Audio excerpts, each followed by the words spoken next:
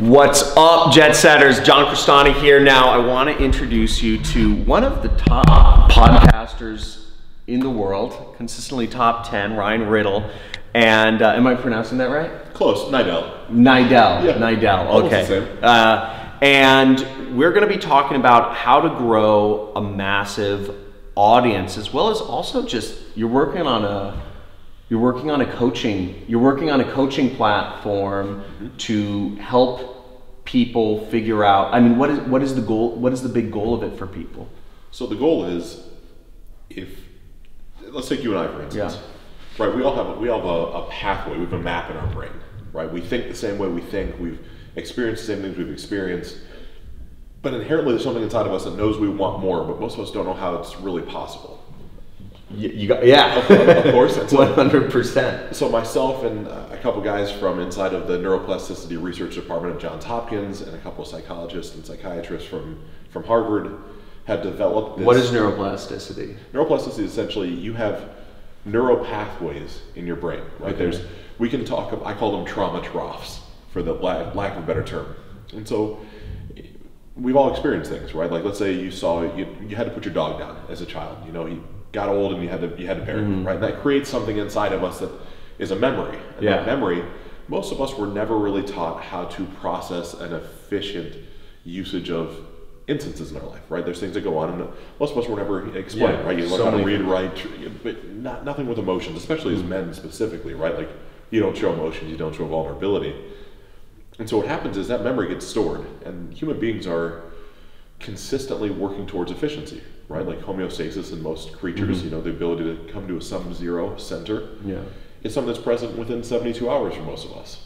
And so I bring that up because let's say, again, you lose something of value to you right now. Maybe it's not a living being, maybe it's your cell phone. Sure. Right? But it's valuable to you. Your brain is pre-wired to automatically take that and push it right back to the same part of your brain that processed the memory of your dog died. So great, right? That's the neural pathway. Neuroplasticity is now the study that you can move those pathways. They don't have to be ingrained in you forever. You can do things to remold your brain and figure out how to make it, essentially operate more efficiently, more effectively. And that's what's been very interesting. This test that I have, it's life optimization test is what it's called right now. It gives us an ability to see literally the pathways in which your brain work and then give you an actionable plan to maneuver those into something that you want to serve you, right? Like what's important to me from where I'm at in my life might not be the same that's important to you. It might be, but it might not be, And so the biggest thing to do is understand how each of our brains work and then create a path of training modules and things that can help you benefit your life based off your individual results. It's not a one size fits all. We've had, just over 1,500 people take the test so far. There has not been 2 people with the exact same results. So we all are truly unique and individual based off how our brains work, but we've all had our own unique experiences, right? There's reasons our brains work the way they do. Now, I mean, this is obviously a huge concept, and as we're both considered educators in some sort of sense, or teachers. I mean, you reach hundreds of thousands, millions upon millions of people, and same thing with I think we're all kind of battling with this issue is how do we, we've obviously gotten some level of success in our life, and we're thinking, okay, how do I pay it forward? How do I pass this knowledge along to others? And I think we're both doing it, but you're looking at it as, how do I get into how the brain I mean, you're doing well. You're doing reasonably well as an entrepreneur, as an influencer by any standard. What pushed you to, I'm guessing this take a lot of time and effort. What pushed you to make this leap to okay, you're doing well, and now, but you're gonna try to create this I don't even know what to call it, assessment to, I mean, that's huge if you can actually get it work. And I don't know all the research behind it, but of course, that's a huge project. That's a huge, that's a multi-year thing. You could be making a lot more money. You could spend that time partying, vacationing, making more money. Why? Why are you doing this thing to help all? Yeah. So I'll say a lot of it's a season of my life, right? I've been through the big swings of success, right? The six-figure months pretty consistently, the businesses that go from conception to scale to exit, those have been things that I've been very fortunate to experience.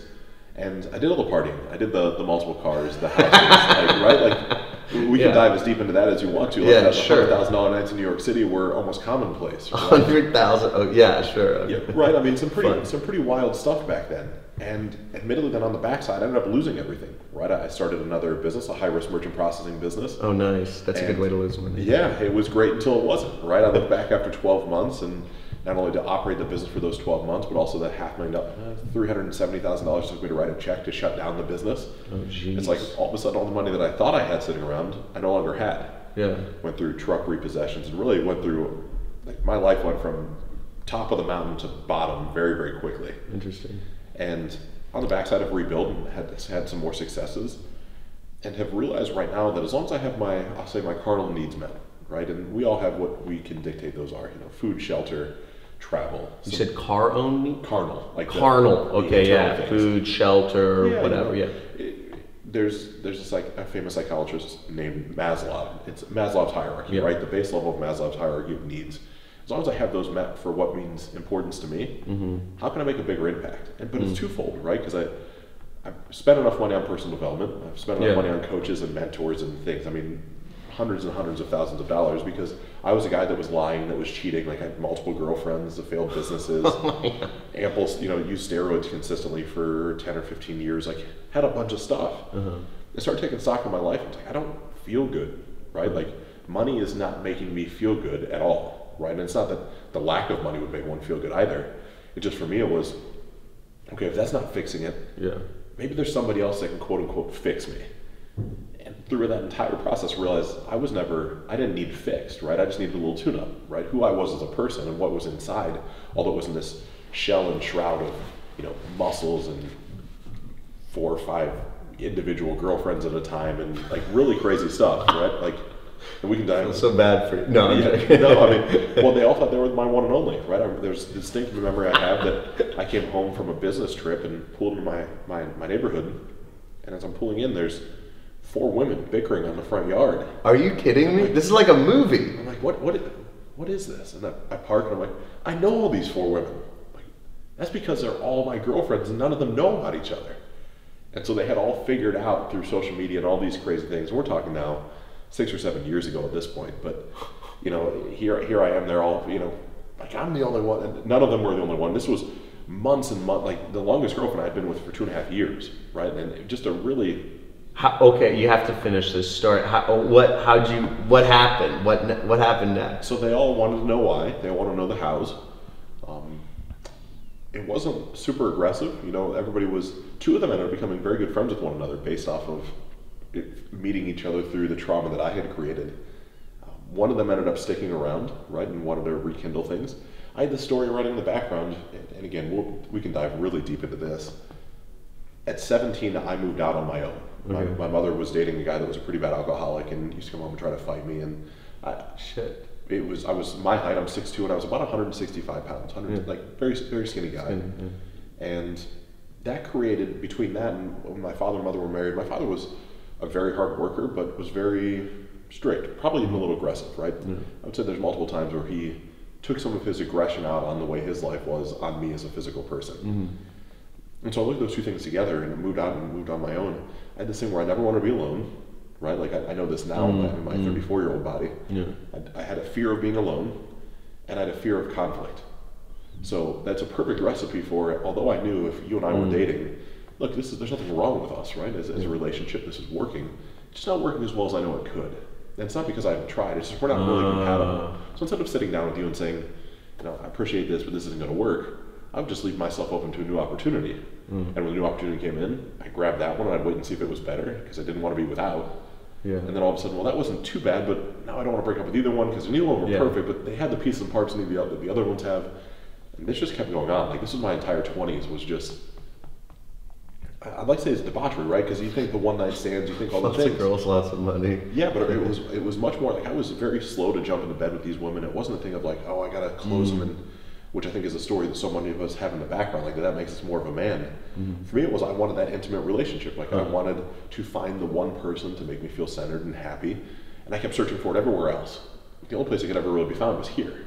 Interesting. But I didn't know that at that point. Like my perception didn't show that to me. It wasn't until I started really figuring out these pieces and parts, which that started to come with, old habits die hard, and I certainly was not a quick learner. Oddly enough, I would call myself intelligent, but not when it comes to women. So all these happened, I'll say 6 or 7 years ago now.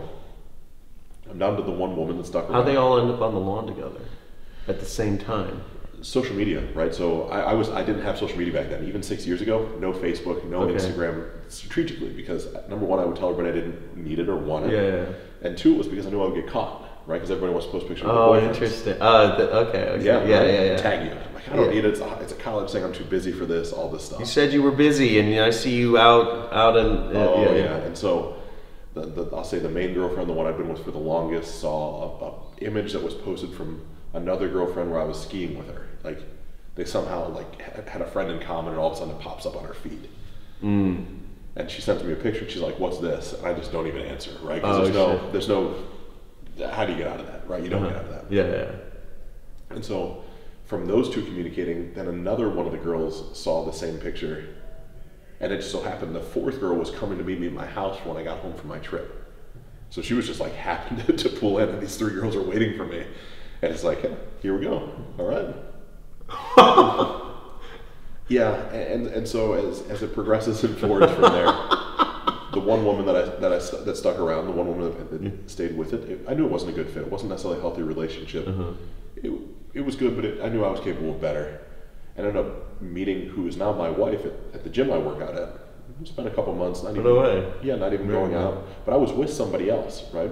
And it's like same story, right? I'm going to date two people at the same time, and so I don't drink coffee, but I went out in the morning to get who is now my wife, my girlfriend then, a cup of coffee. Pull back in my neighborhood, have moved houses now, have done some different things, and there's a white C-Class Mercedes in my driveway, which happened to be the car I had bought this other woman.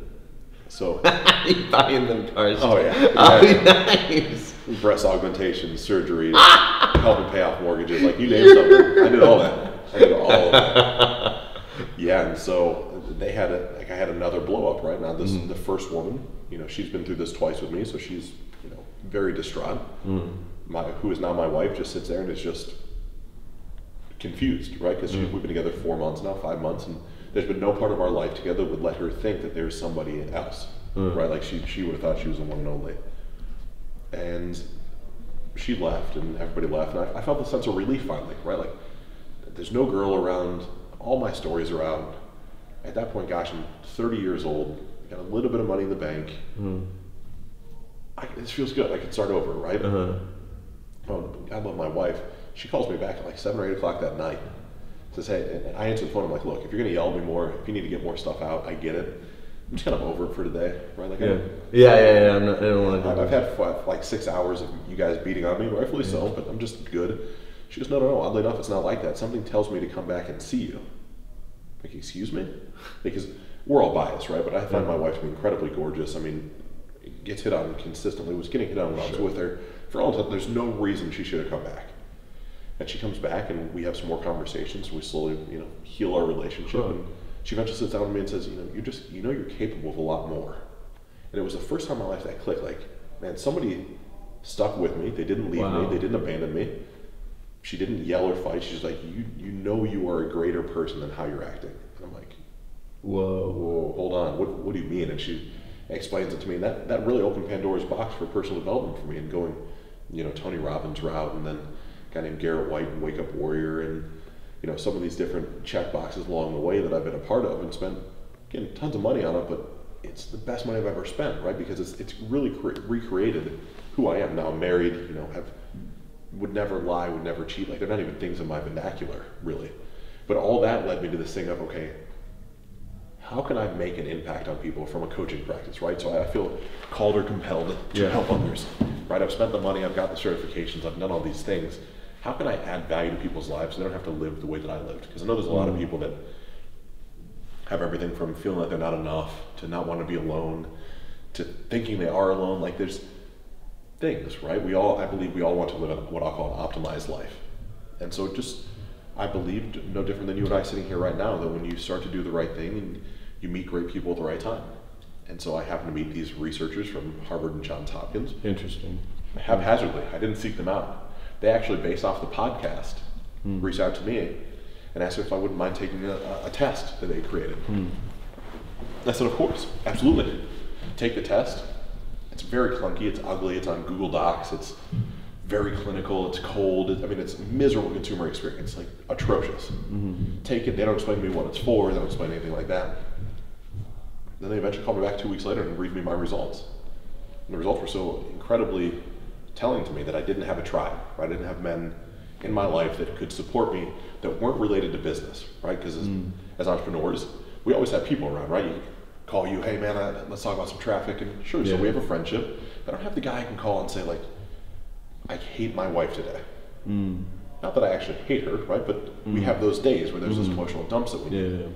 And so when I started looking at things like that and started looking at how really small my ego was from all the things I had done in my life, I had these stories running in the back of my head that I was just never going to be a good person. I was never going to be enough. Because the actions I had taken didn't line up with somebody of a high moral fiber. Didn't mean that I was inherently broken as a person. It just means I made bad decisions. So I started seeing this on this test. I'm like, okay, this is pretty strong. Like, what should I do with this, right? You told me something, great, I consume it. But no different than anything you teach. The consumption of something is great, but it takes applicable action to make any sort of change.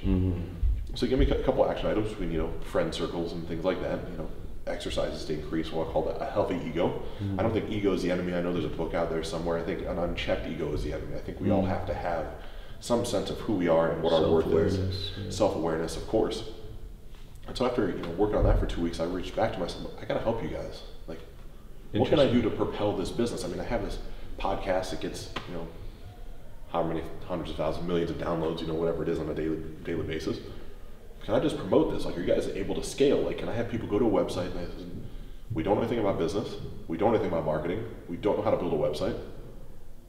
We were hoping you would eventually reach back out. We'd love to partner up with you. I said, okay, well at this point, I still, as of right now, have a marketing and media company, graphic designers, PHP, like all the pieces and parts. Content writers are all internal for me. And so, sure, what's it look like? And so we structured a deal, and over time that deal has, waned and waxed and weaned a little bit. It's changed based off, just being a businessman, right? Sure. Make sure to put yourself in the best position possible. Sure. Obviously, you're a good business person, so. Trying to make sure I'm doing the right thing by the right people, but I'm also past the point of doing things where I'm not valued based off what I'm putting in. Sure. And so, through all those pieces and parts and doing the right thing at the right time, have access to this and design the website. It's still beta, right? It's still not beautiful, but the results work, and the results work very, very well. And so in this, I wanted to clean up the coaching industry, right? The coaching, the mentorship industry, there's nothing wrong with it, right? Inherently, again, I don't feel like people are flawed or broken. What I feel like is, though, it's such a low barrier to entry, right? If you have Instagram or Facebook, you can all of a sudden put on there, I'm a coach. Everybody's a coach now, yeah. I get it. Like, we all have to start somewhere. I'm not knocking that journey. What I am suggesting is there's a better way to start to make sure you're making a healthy impact on people's lives, right? Because if people trust you to be coach, there's an intimate bond that gets created. Whether you want it or not, it's there. Okay, so by nature of that, you have the ability to really potentially harm someone, right? Like, you could ask them to do a whole bunch of crazy things that you don't really know if they work, you're just trying them out. But all of a sudden, we can kind of regulate that, right? Because you have a test that people take on an intake form. It shows you, intellect and ego and all. More variables than I can count. Your results that are not beefed up are still like a 25-page, and every page has a bunch of data about you. And then you can create a coaching protocol based around the specific needs of a person, right? So it's no longer, well, here's a 12-week syllabus, and here's exactly how it works. You think of how we all are in the education system, right? Whether it's high school or college. You sat down the first day, here's your syllabus of what we're going to do. How does that really work, right? Like, you don't know how my brain works. Like, I get those things you have to teach us, but what if I'm the advanced one and I can get all this stuff done in 6 days? Like, why do I have to sit here for 6 months? Or vice versa. What if I'm the one that's more introverted and a little slow to consume information? Maybe it's going to take me 8 months to do what other people think it should be 6. It's a recipe for disaster. And so this test, as it keeps getting massaged and matured, is a recipe to stop the disasters of the coaching industry. It's to make it so there's a balancing act, but it's not only coaching. we get into everything from dating, right? Like that's one of the big telling signs we've seen so far. If you and your potential partner, girlfriend, boyfriend, whatever you'd have, start both taking the test, and there are key indicators that your standard deviation, the standard amount that a test can swing back and forth, if you're more than 2 standard deviations apart, we've seen so far a 92% failure rate in your relationship inside the first 18 months. Interesting. So now all of a sudden you start really thinking, it's like, okay, well, how much time, energy, This is effort, data you're collecting ongoing data with some of the people that... Absolutely. Interesting. Absolutely. So it's the same thing as it comes to hiring and firing practices. How many questions is the test, and how often do you follow up with these people? So right now tests are 580 questions. It's nothing you're going to get done in 30 minutes, right? Like this is not some sort of figure out what Disney princess you are on Facebook. How long does it take? Depending, I'd like to tell people to have an hour and a half to 2 hours set aside for it. You don't have to take it directly through. You can come back and revisit it a few times. And how often do you follow up with everyone to kind of see where... So as far as the clinical studies with the dating people, like we've got groups of people. Oh, so you've been doing clinic? Okay, interesting. Those are like, that's not the Google Doc thing. That's a more intensive, like, Yes. As far as for my clients, they get followed up with consistently, right? Like, so I'm seeing the test, and I have them retake the test every, really give or take 6 weeks for the first 6 months. Again, and we can keep monitoring, like, okay, like this changed, like this is like here's who you were. You're just a hyper-aware, hyper-vigilant version of yourself now. Like you're not changed as a person, but the way your brain fires and what's important to you, and realizing like, why is it that I feel so lonely all the time? Well, sure, like if you're an introvert, it could be natural you're going to feel lonely sometimes, but there's nothing wrong with being an introvert, right? Like that's not inherently a bad character feature. But we have to discuss in an intake call, does that serve you or not? What are you doing for a career? What do you wish you were doing for a career? How's your family life? What are the pieces and parts, and how do they all go together? And then talk about, does being an introvert, if you feel alone, does that actually serve you, or is that a story you're running in the background? All of a sudden you're like, well, I don't know. Great, there's a good chance of the first time you've ever even considered it to be a possibility that there's a different story to run. What if I could show you how to take it from, your introversion score is a 98 and your extroversion score is a 12? What if we could level those out? What if we could have it be 50-50? Do you think you could feel better? Yeah, that'd be incredible. I don't like being the quiet one in the room. Great, so I'm going to make sure as we work together, as we go through this protocol, it's going to be tailored into having consistent exercises to help you feel better, but not, I don't believe that thing of, kick somebody in the back and knock them in the deep end of the swimming pool, right? That's a recipe for disaster. That's not long-term and scalable. What is long-term and scalable is small incremental changes. Darren Hardy's Compound Effects, a great book, big favorite of mine. It's just small, daily, consistent actions, right? And holding people accountable to that. For everybody, no different than as we look at your business, right? We all need a map for success. And a map's not something you're going to hold out and read. I look at this as mentorship, accountability, and a path, right? You need mentorship, accountability. Yep. I like that. You need a map. You need a map. Yeah. Mentorship, accountability. Yeah. That's good. And so that's what comes down to this, right? Like so much of coaching, you need somebody that you can trust and believe in that has already been somewhere. Everybody's looking for the just the P.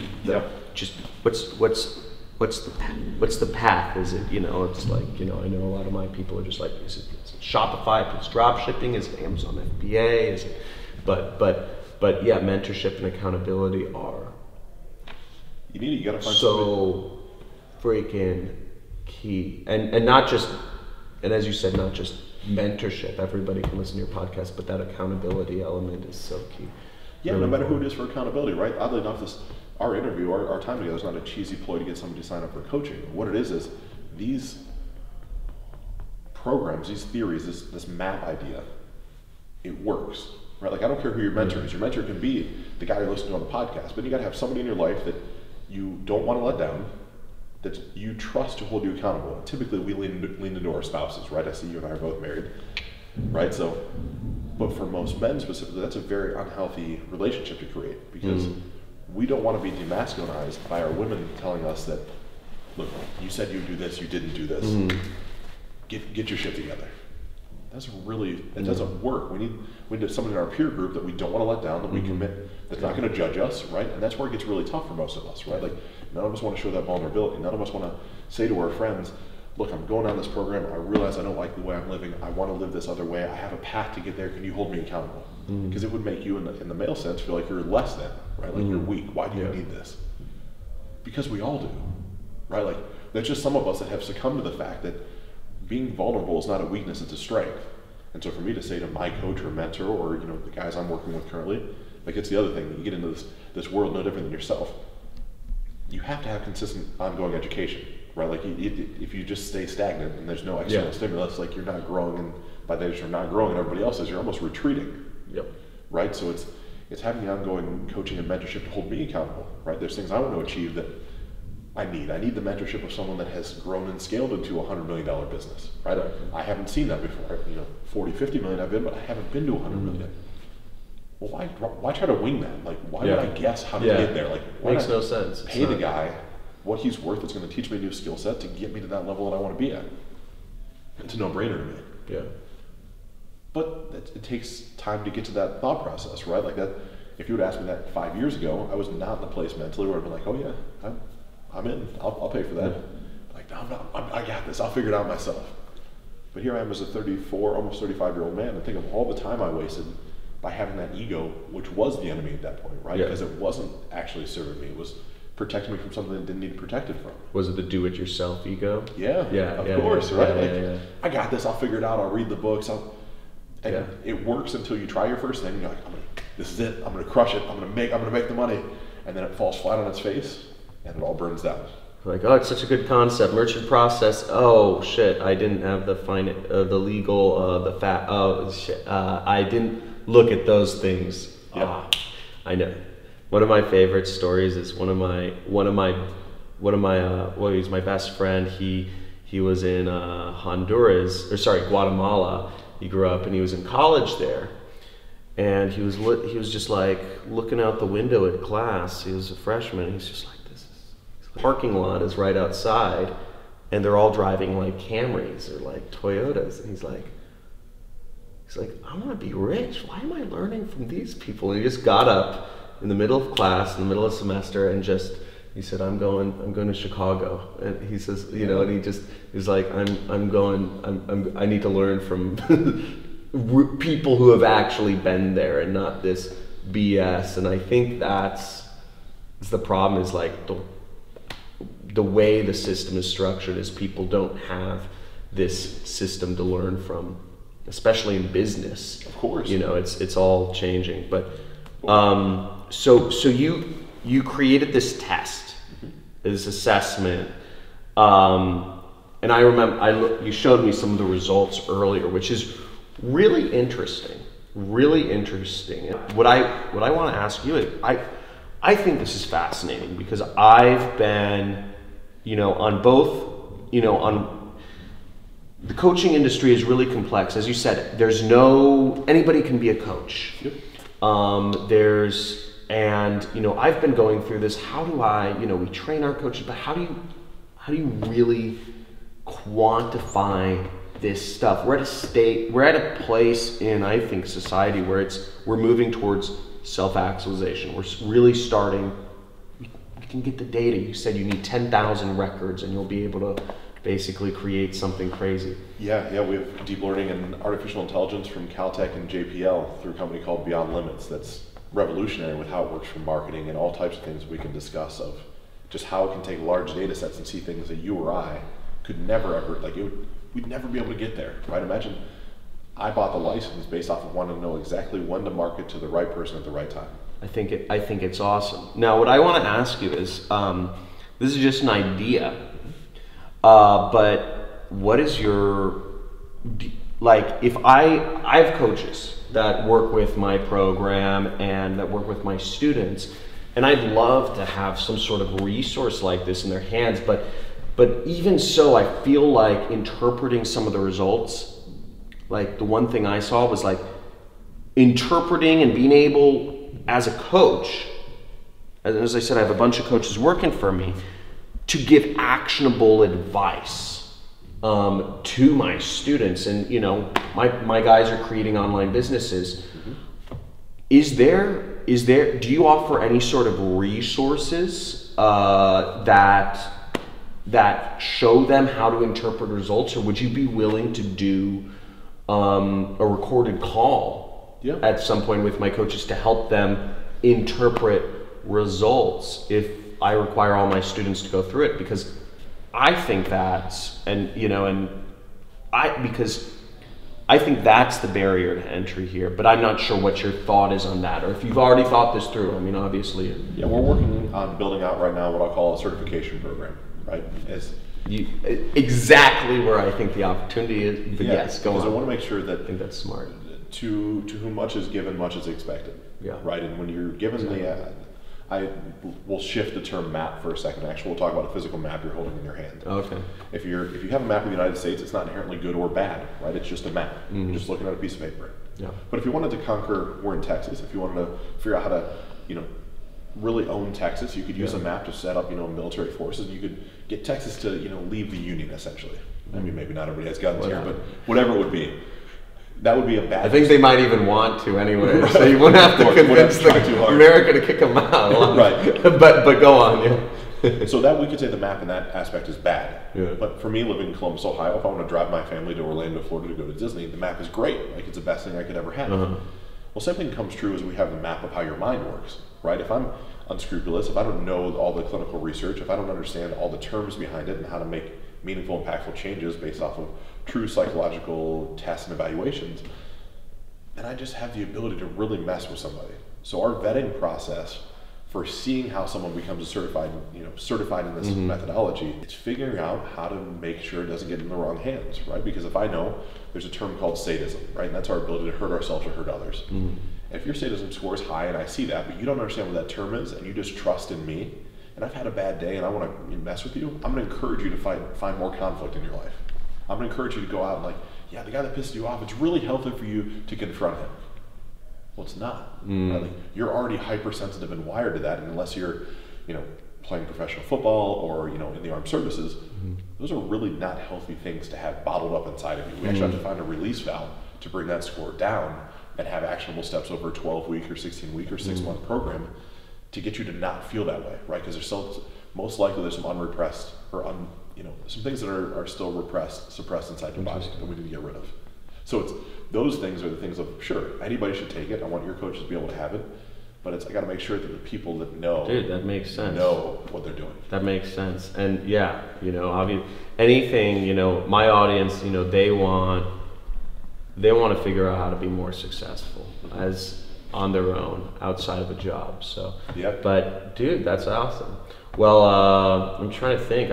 We probably went longer than usual, but dude, I think it's fascinating, and I think what you're doing is so awesome, and I like how you're solving for a big problem, and I'm really interested to see where everything goes. So, thanks for watching. I'm putting a link down to this assessment that you can take down below. It's really interesting.